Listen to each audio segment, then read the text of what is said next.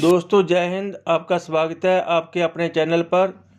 24 दिसंबर 2021 को Indian ex serviceman league की meeting brigadier Kartar Singh की अध्यक्षता में हुई और इस मीटिंग में श्री बी आनंद IAS secretary ex serviceman welfare MOD से एज ए चीफ गेस्ट शामिल हुए।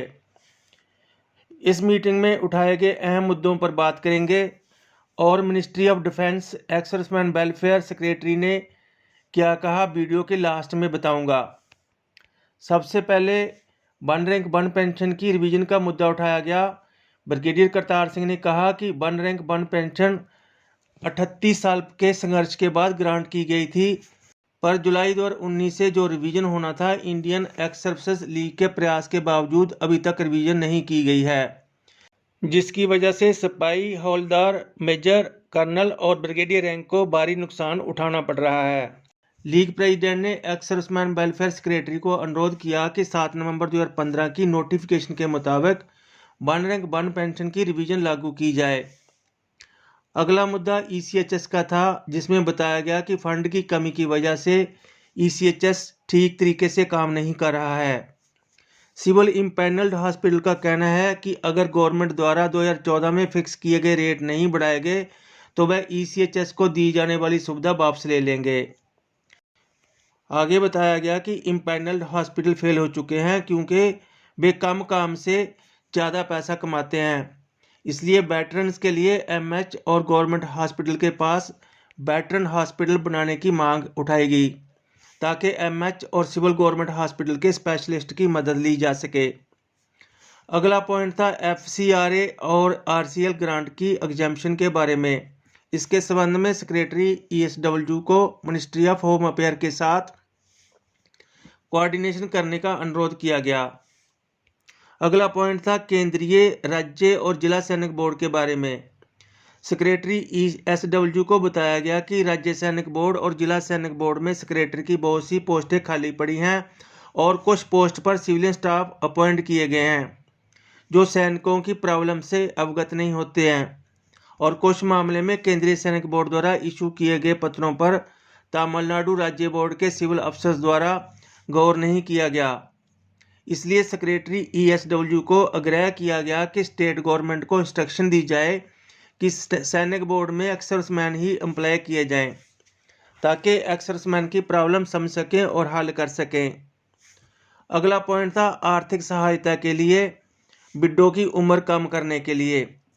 जो विडो पेंशन नहीं पाती हैं उनको 65 वर्ष की आयु के बाद आर्थिक सहायता दी जाती है। ये पॉइंट उठाया गया कि विडो को उसके हस्बैंड की डेथ के अगले दिन से ही आर्थिक ग्रांट दी जानी चाहिए, ना कि 65 वर्ष आयु पूरी होने पर। लीग प्रेसिडेंट ने कहा कि गवर्नमेंट द्वारा एक वेटरन कमीशन बनाने का आश्वासन राज्यसभा में दिया था, पर अभी तक इसके ऊपर कुछ नहीं हुआ। प्रेसिडेंट ने बताया कि बहुत से ESM एसोसिएशन बन रहे हैं, गवर्नमेंट ने उन सबको मान्यता नहीं देनी चाहिए जो शर्तें पूरी नहीं करती हैं, और साथ ही बार विडोज एसोसिएशन को मान्यता MOD द्वारा स्पेशल केस समझकर देनी चाहिए और MOD को रिकॉग्नाइज्ड एसोसिएशन से ही बात करनी चाहिए। एग्जीक्यूटिव कमेटी की तरफ से काफ़ी पॉइंट उठाए गए, जिसमें ECHS में फंड की कमी की वजह से मेडिसिन में कमी होना और स्टाफ की कमी होना, जिसकी वजह से ESM को ट्रीटमेंट में मुश्किल पेश आ रही है। इसके साथ ही पुलिस द्वारा ESM और सर्विंग पर्सनल के साथ इल ट्रीटमेंट का मुद्दा भी उठाया गया। कुछ एडवांस ट्रीटमेंट जैसे लेजर और डेंटल इम्प्लांट को भी ECHS ट्रीटमेंट की लिस्ट में शामिल करने को कहा गया। केंद्रीय सैनिक बोर्ड द्वारा टाइम से स्कॉलरशिप ना देने का भी मुद्दा उठाया गया। यूपी में कई जिलों में इम्पैनल्ड हॉस्पिटल नहीं होने का मुद्दा भी उठाया गया। जम्मू कश्मीर से नायक दलबीर सिंह पटियाल ने कहा कि जिला सैनिक बोर्ड को कंप्यूटर और इंटरनेट फैसिलिटीज दी जाएं ताकि एक्स सर्विसमैन एजुकेशन ग्रांट और दूसरी ग्रांट के लिए ऑनलाइन अप्लाई कर सकें। जम्मू कश्मीर में टेररिस्ट एक्टिविटी के कारण ESM को गन लाइसेंस प्रायोरिटी पर जारी करने का और रिन्यूअल फीस का मुद्दा भी उठाया गया। अगला पॉइंट था उधमपुर कमांड में सुपर स्पेशलिटी हॉस्पिटल काफ़ी सालों से निर्माणाधीन है, उसके लिए सफिशेंट फंड अलॉट किया जाए ताकि प्रोजेक्ट जल्दी से जल्दी पूरा हो सके। अगला पॉइंट था एक्सर्समैन के डिपेंडेंट पेरेंट्स को मिलिट्री हॉस्पिटल में ओपीडी की सेवा प्रदान की जाए। अगला पॉइंट था सोल्जर्स और वेटरन्स को श्रद्धांजलि अर्पित करने के लिए राज्य सैनिक बोर्ड और जिला सैनिक बोर्ड को बजट अलॉट किया जाए। इसके साथ ही शॉर्ट सर्विस कमीशन अफसर्स के लिए सिक्योरिटी एजेंसी के लाइसेंस में प्रायोरिटी देने के लिए कहा गया, क्योंकि इन अफसर को पेंशन नहीं मिलती है। जेसीओस को भी सिक्योरिटी एजेंसी अलॉटमेंट लाइसेंस और पेट्रोल पंप अलॉट करने के लिए भी पॉइंट उठाया गया। दोस्तों, अब आते हैं कंक्लूजन पर कि इस मीटिंग में शामिल मिनिस्ट्री ऑफ डिफेंस के एक्स सर्विसमैन वेलफेयर डिपार्टमेंट के सेक्रेटरी श्री बी आनंद IAS ने जवाब में क्या कहा। सेक्रेटरी ESW ने कहा कि वन रैंक वन पेंशन की पहली रिवीजन जो 2015 के फार्मूले के मुताबिक होनी है, उसके लिए वे पूरे आशावादी हैं और गवर्नमेंट की प्रतिबद्धता से ये जल्दी होगा। उनका अगला जवाब था वेटरन कमीशन बनाने की डिमांड पर।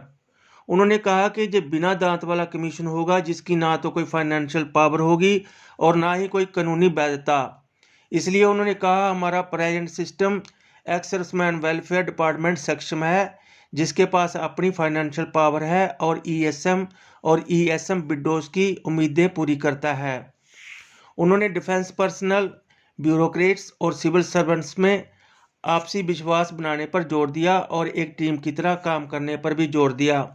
आगे ECHS और केंद्रीय, राज्य और जिला सैनिक बोर्ड में आर्थिक तंगी पर उन्होंने कहा इसके लिए डिफेंस बजट से कुछ पैसा रिलीज किया जा रहा है जरूरत पूरी करने के लिए। उन्होंने बताया कि ECHS में सुधार लाने के लिए PPP यानी public private partnership system incorporate करने के लिए प्लानिंग चल रही है। इसकी घोषणा वेटरन डे 14 जनवरी 2022 को हो सकती है। उन्होंने आगे बताया कि इसके लिए अलग बजट हेड बनाया जा रहा है जो एक्स सर्विसमैन वेलफेयर डिपार्टमेंट की देखरेख में होगा और आने वाले समय में कोई प्रॉब्लम नहीं होगी। पुलिस और सिविल द्वारा डिफेंस पर्सनल से इल ट्रीटमेंट के संबंध में उन्होंने मेजर जनरल SS अलावत को सजेस्ट किया कि इस संबंध में होम सेक्रेटरी को रिटन कंप्लेंट दी जाए और इसकी कॉपी ESW को दी जाए और स्टेट की सरकारों को डायरेक्शन जारी करने के लिए अवगत कराया जाए कि वेटरन्स और उनके रैंक की रिस्पेक्ट की जाए। ESM एसोसिएशन को रिकॉग्नाइज करने के बारे में उन्होंने कहा कि ग्रुप में 7,500 से ज़्यादा मेंबर होने पर स्टेट लेवल पर एसोसिएशन को मान्यता दी जाएगी। ESW सेक्रेटरी ने कहा ESM कोई प्रपोजल लेकर आए जिसे armed forces flag day fund से फंडिंग की जा सके। एक्स सर्विसमैन की भागीदारी के लिए जनवरी में एक्स सर्विसमैन एसोसिएशन को बजट देने के लिए एक मीटिंग बुलाई गई है। उन्होंने कहा education grant, marriage grant, penury grant और केंद्रीय सैनिक बोर्ड के थ्रू दी जाने वाली दूसरी आर्थिक सहायता के लिए पर्याप्त रकम का बंदोबस्त किया जा रहा है। वीर नारियों के सम्मान के लिए दूसरे प्रोजेक्ट और बार विडो एसोसिएशन को मान्यता देने के लिए भी आवा के साथ भी मीटिंग ऑर्गेनाइज की जा रही है। उन्होंने ये भी शेयर किया कि जहां डिफेंस लैंड मिल सकती है वहां सर्विंग और एक्समैन के लिए सुपर स्ट्रक्चर बनाने के लिए और बुनियादी सहूलतें प्रदान करने के लिए प्लानिंग कर रहे हैं।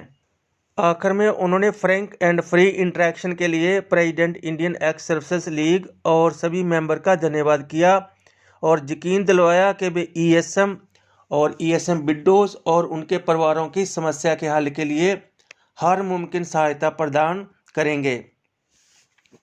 दोस्तों, वीडियो काफ़ी लंबा हो गया है, पर मेरी कोशिश होती है कि आपको विस्तृत जानकारी दी जाए। दोस्तों, ये वीडियो ज़्यादा से ज़्यादा शेयर करें और अगर आपने मेरा चैनल अभी तक सब्सक्राइब नहीं किया है तो सब्सक्राइब कर लें और घंटी का बटन दबा दें ताकि मेरे आने वाले वीडियो आप तक पहुंचते रहें। धन्यवाद। जय हिंद।